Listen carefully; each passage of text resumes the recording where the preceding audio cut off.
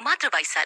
उपलब्धि, विश्व की सबसे कम उम्र की नागरिक जिन्हें मात्र 17 वर्ष की उम्र में नोबेल पुरस्कार से सम्मानित किया गया। उम्र जितनी कम है, उपलब्धियां उतनी ही अधिक और उतनी ही चौंकाने वाली भी। मलाला की साहस की कहानी जग जाहिर है, तो आज हम बात करेंगे उनकी हिम्मत, उनके विचार और दृढ़ शक्ति की, जिसने उन्हें पूरे विश्व में प्रसिद्ध बना दिया। तो पेश है उनके जन्म, संघर्ष, उपलब्धियां और कुछ कड़वी आलोचनाओं की। पाकिस्तान के पश्चिमी इलाके में स्वात घड़ी से घिरा छोटा सा खूबसूरत शहर मिंगोरा, प्रकृति की मानो मेहर हो उस पर। पर्वत, झरने, नदियां सब इतने दिलकश, मानो वो खुदा का ही शहर हो। मलाला का जन्म और आरंभिक जीवन इसी जन्नत में गुजरा। मलाला के पिता जियाउद्दीन यूसुफजई पेशे से एक सामाजिक कार्यकर्ता और पाकिस्तान मुल्क में शिक्षा के क्षेत्र में प्रचारक और कार्यकर्ता थे और प्राइवेट स्कूलों की एक चेन चलाते थे। साथ ही साथ वे राजनीति में भी काफी दिलचस्पी लेते थे। 12 जुलाई 1997 को तोर पकई यूसुफजई की कोख से मलाला का जन्म हुआ। जियाउद्दीन के पास इतने पैसे नहीं थे कि वो हॉस्पिटल का खर्चा उठा सके, तो मलाला ने अपनी पहली सांस अपने घर में ही ली।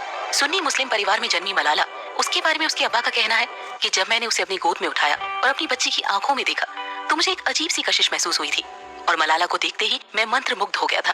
और मैं उसी दिन समझ गया था कि कुछ तो अलग है इस बच्ची की आंखों में।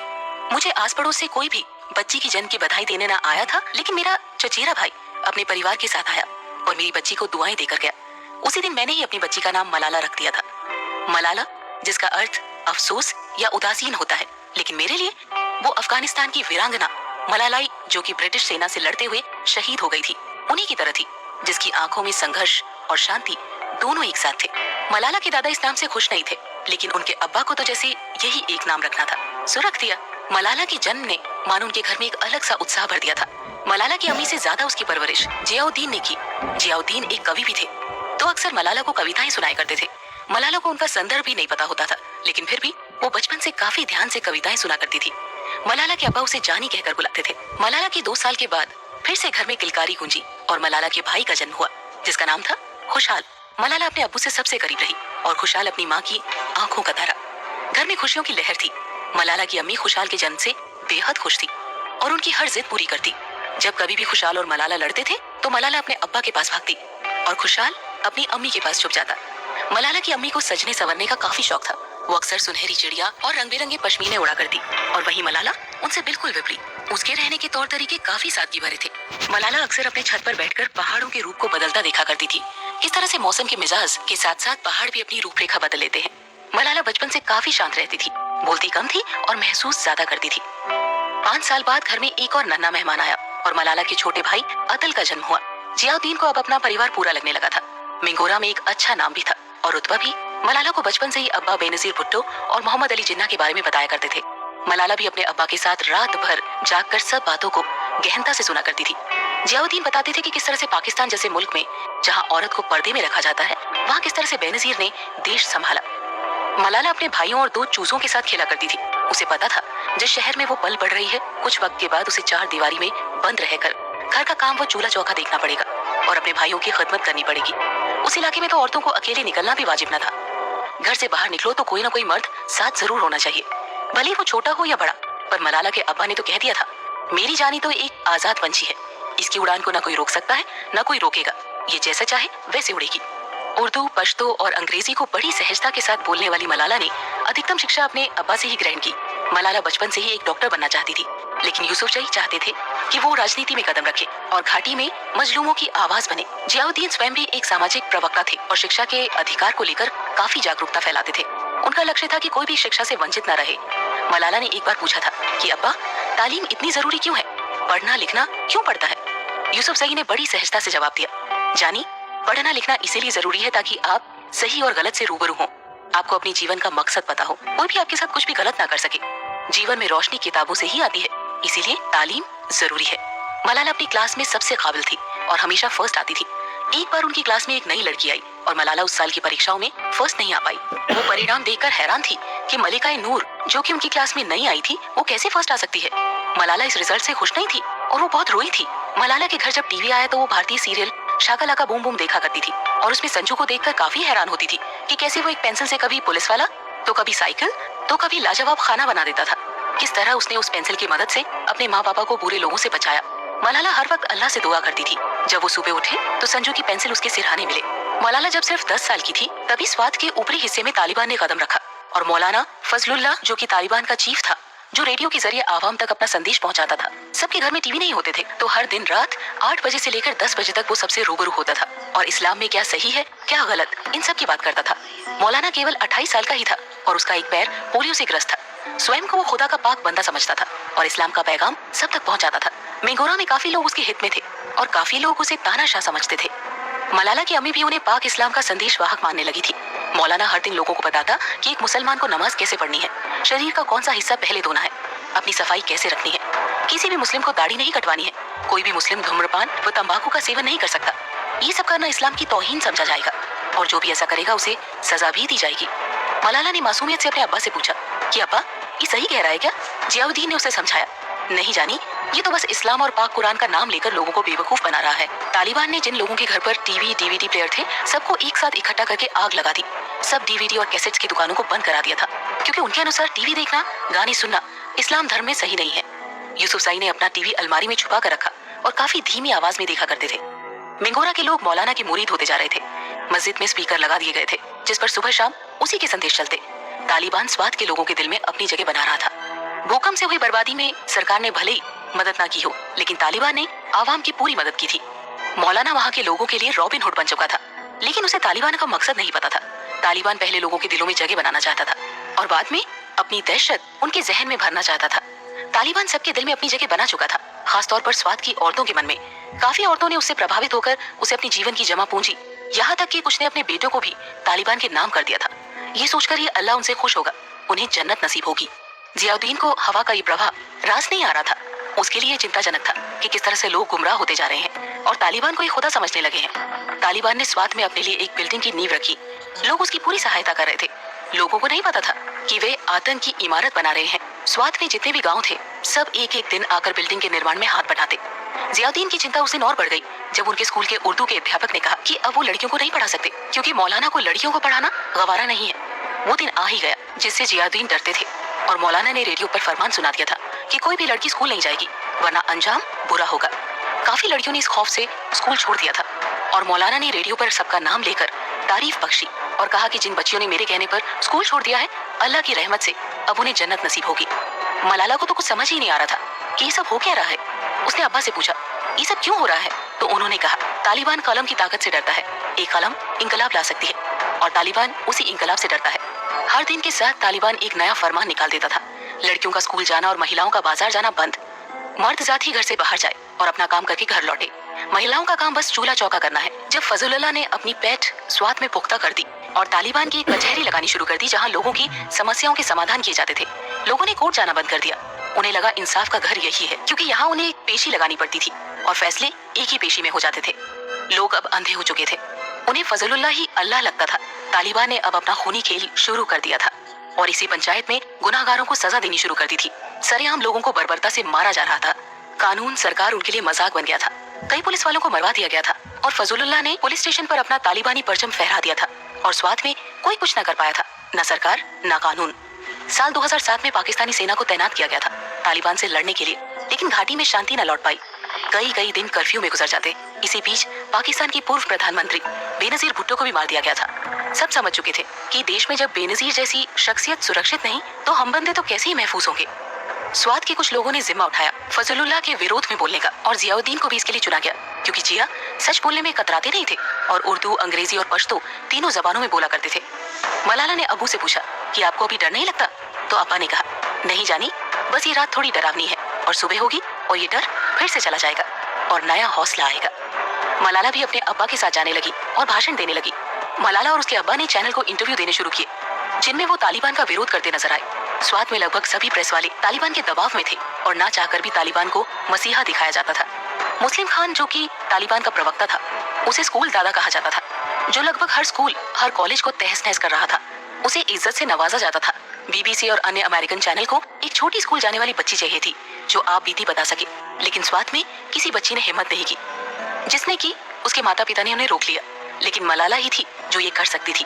जियाउद्दीन ने उसे हमेशा से सच बोलना सिखाया था और शांति से सच के हक में लड़ना भी। मलाला ने बीबीसी को इंटरव्यू दिया और काफी बेबाकी से तालिबान को सवालों के कटघरे में खड़ा कर दिया बिना कोई परिणाम सोचे।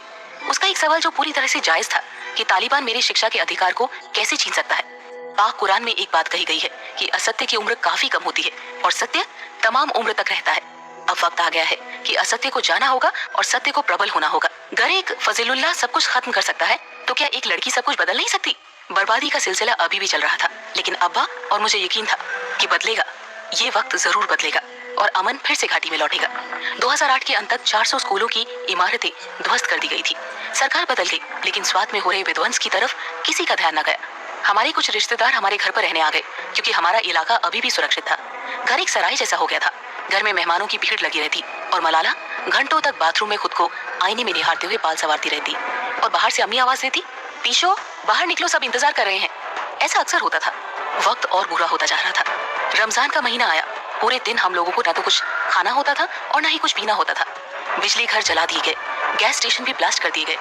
न बिजली न गैस। मलाला की अम्मी चूल्हे पर खाना बनाती और कोई चारा ही नहीं था। पानी प्रदूषित होने लगा था, जिसकी वजह से हॉस्पिटल्स में मरीज बढ़ गए थे और डॉक्टर्स को तंबू लगाकर मरीजों का इलाज करना पड़ा था। जियाउद्दीन ने बड़ी मुश्किल से एक जनरेटर का प्रबंध किया, जिसे स्कूल में लगाया गया और एक बोरवेल पानी के लिए खुदवाया गया ताकि लोगों को पीने के लिए साफ पानी मिल सके।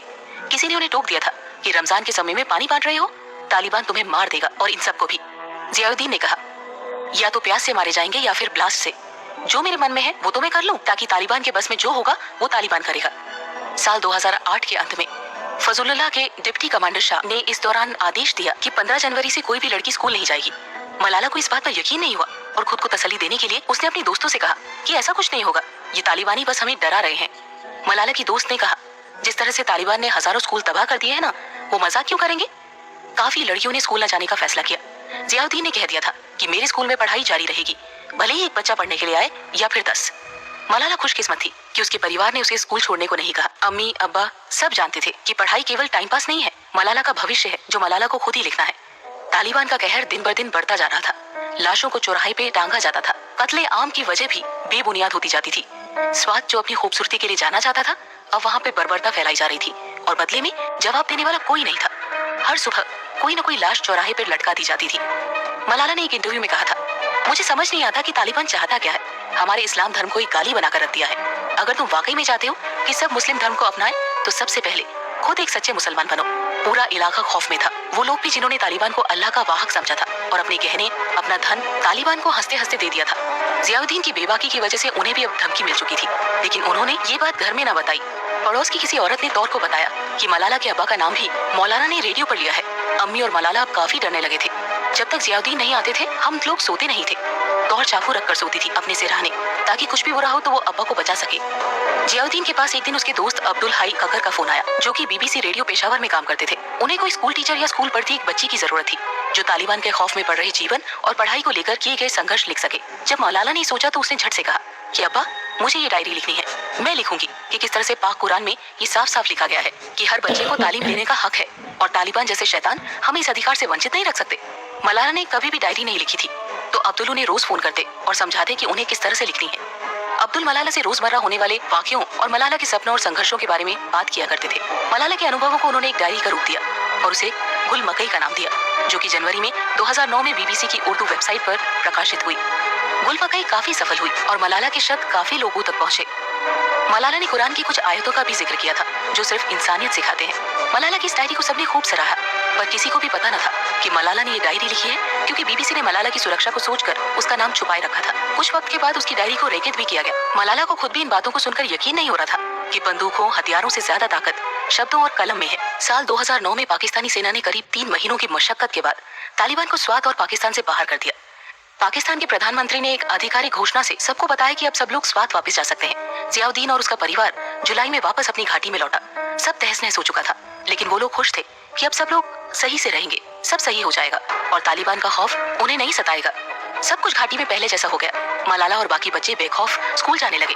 अक्सर मलाला अभी भी डर जाती थी और हर रात वो चौकन्नी होकर सोती थी और रात में अल्लाह ताला से दुआ किया करती थी कि सब कुछ सलामत रहे। 9 अक्टूबर 2012 का दिन मलाला का एग्जाम था। एक दिन पहले वो रात भर जागकर पढ़ती रही।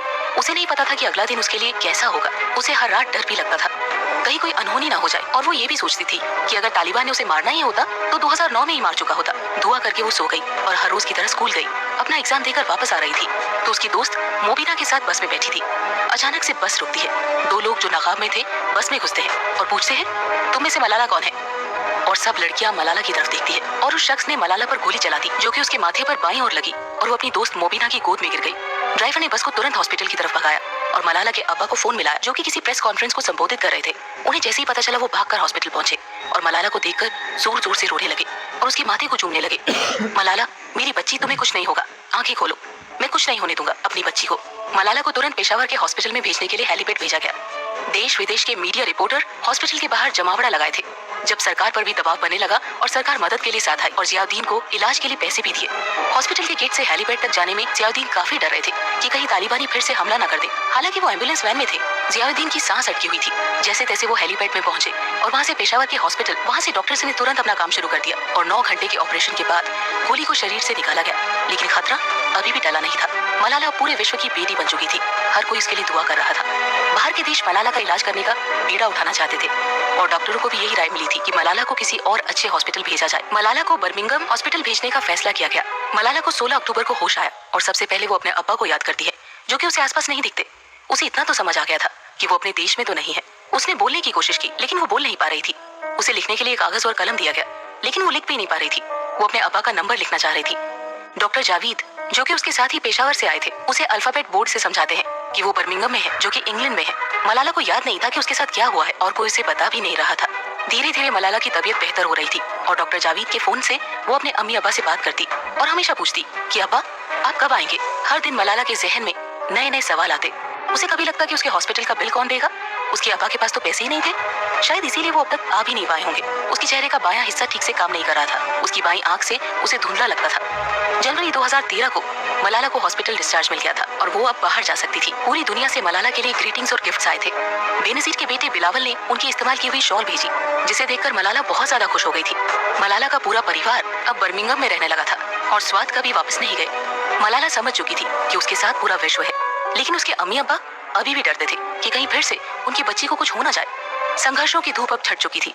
अब मलाला की उपलब्धियों का दौर शुरू हुआ और 12 जुलाई 2013 मलाला का 16वां जन्मदिन और यूएन ने इस दिन को मलाला डे के रूप में घोषित किया। एक एक करके मलाला की झोली अब उपलब्धियों से भरती जा रही थी। दरअसल झोली छोटी थी और इनायतें ज्यादा। मलाला को विश्व का यूथ आइकन बनाया गया था। विश्व के हर युवा के लिए वो एक प्रेरणा बन चुकी थी।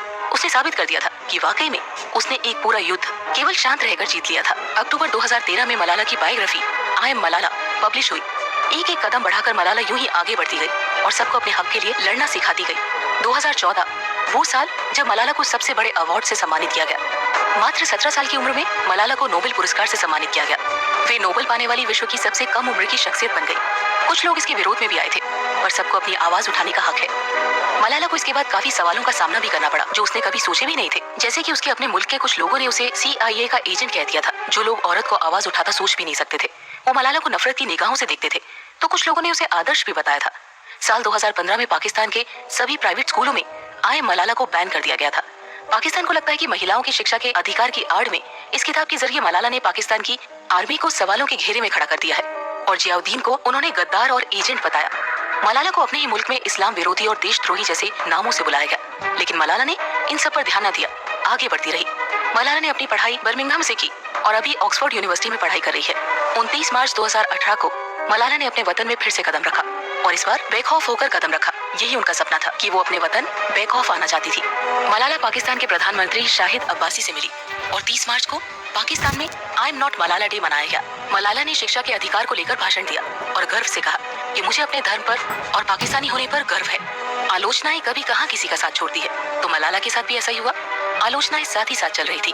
मलाला को जहाँ काफी प्यार मिल रहा था, वहीं उसे कुछ शिकायतें और आलोचना का भी शिकार होना पड़ा। 2019 में मलाला कश्मीर दौरे पर गई और उन्होंने वहाँ रह रहे मुस्लिमों को लेकर चिंता जताई और एक ट्वीट कर दी थी कि मलाला एक कश्मीरी लड़की से मिली जो 12 अगस्त को अपनी परीक्षा देने नहीं जा सकी। मलाला ने लिखा था कि वो रह रहे मुसलमानों को लेकर चिंतित है। मलाला के इस ट्वीट की कड़ी निंदा भी हुई और कुछ लोगों ने उनके ट्वीट पर प्रतिक्रिया करते हुए कहा कि 12 अगस्त तो पूरे देश में छुट्टी थी, तो वो बच्ची कैसे स्कूल जा सकती थी। तो किसी ने उनसे साफ शब्दों में कहा कि आप क्या चाहती हैं कि कश्मीर पाकिस्तान को दे दिया जाए, वही पाकिस्तान जहां आपको शिक्षा की लड़ाई के लिए गोली खानी पड़ी थी।